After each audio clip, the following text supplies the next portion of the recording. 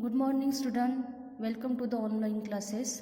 Today we are going to learn about photophosphorylation. या आधीच्या लेक्चरमध्ये लाईट रिॲक्शन कंप्लीट झालेलं होतं.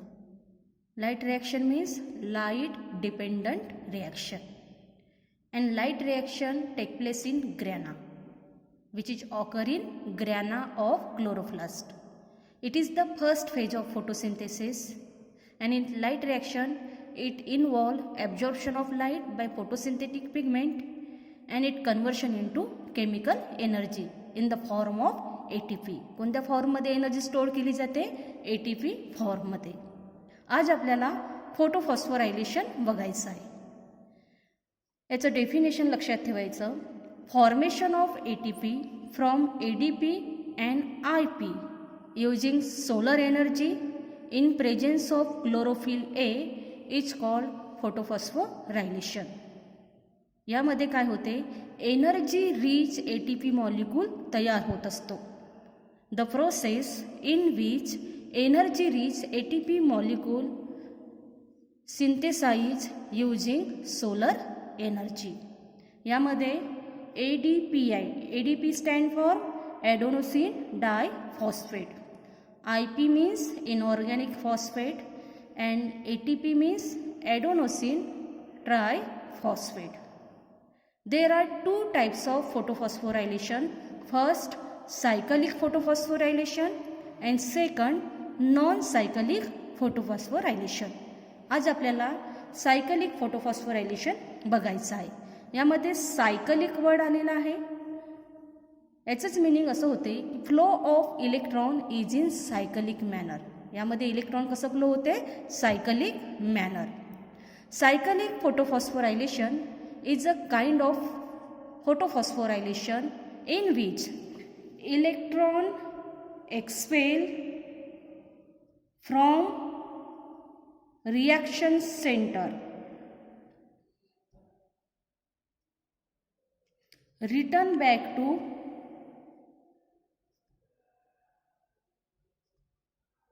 same reaction center.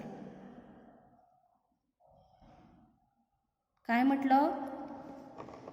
In this process, electron expel from reaction center. Reaction center means chlorophyll A molecule. Return back to same reaction center. Electron reaction सेंटरमधनं expel होते आणि पुन्हा reaction सेंटरलाच येऊन मिळते.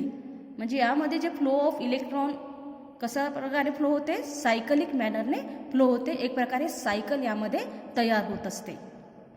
दिस involve only photosystem 1. PS1 means photosystem 1.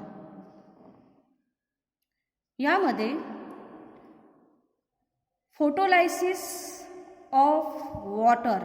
Photolysis of water म्हणजे splitting of water molecule into hydrogen and oxygen. यामध्ये hydrogen आणि ऑक्सिजनमध्ये वॉटर मॉलिक्यूल स्प्लिट होत असते. त्याला म्हणतो आपण photolysis of water. Photolysis of water and evolution of oxygen does not take place. Okay, हे आपल्याला सायकलिक ग्राफिकली रिप्रेझेंटेशन बघायचं आहे. सायकलिक ग्राफिकली रिप्रेझेंटेशन डायग्राम सगळ्यांना दिसत आहे. या डायग्राममध्ये हे काय आहे? Diagrammatically representation of cyclic फोटोफॉस्फोरायलेशन.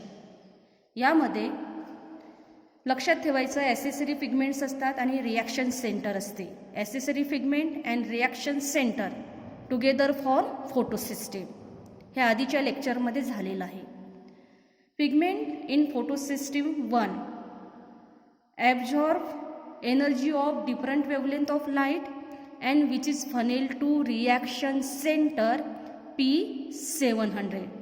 P700 means chlorophyll A molecule show maximum absorption at 700 nanometre. यामध्ये रिॲक्शन सेंटर काय आहे? P700. P700 act as a reaction center. Okay. It get excited and expel energy rich electron. हे काय होते, यामध्ये accessory जे pigments आहेत ते काय करतात, लाईट एनर्जी ऑब्झॉर्व करतात आणि ते कुणाकडे ट्रान्सफर करतात, क्लोरोफिल ए मॉलिक्यूलकडे. त्यानंतर क्लोरोफिल मॉलिक्यूल एक्साइटेड होते आणि त्यामधनं एनर्जी रिच इलेक्ट्रॉन एक्सपेल होते. ओके, इथे दिसत आहे डायग्राममध्ये electron. These electron are accepted by ferredoxin. ते इलेक्ट्रॉन कोण एक्सेप्ट करते, ferredoxin through unknown electron acceptor FRS. FRSचं मिनिंग लक्षात ठेवायचं, ferredoxin reducing substance. FRS means ferredoxin reducing substance. Okay, then electron pass through number of electron carrier. कोणकोणते electron carrier तुम्हाला दिसत आहेत, सायटोक्रोम B6, सायटोक्रोम F, प्लास्टोसायनिन. And then flow of electron is in circular manner. Okay, when electron transfer from ferrodoxin to cytochrome B6, energy from electron is released and which is used for synthesis of ATP. यामध्ये तुम्हाला ATP molecule तयार होताना दिसत आहे. त्याचप्रमाणे electron transfer from cytochrome B6 to cytochrome F, ATP molecule also take place. Then electron transfer from cytochrome F to plastocyanin. From plastocyanin, electron come back to photosystem 1. Okay, यामधनं PS1 मधनं electron expel झालं. त्यानंतर ते electron फेरिडॉक्झिनने घेतलं, कुणाकडनं, FRS कडनं.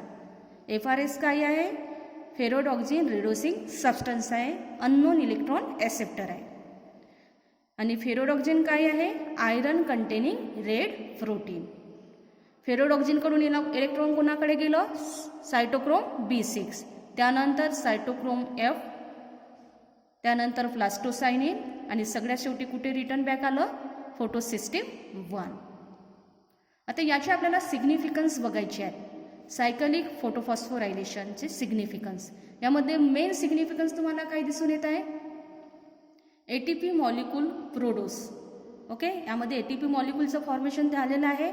ATP molecule are produce and which is required for synthesise of glucose molecule.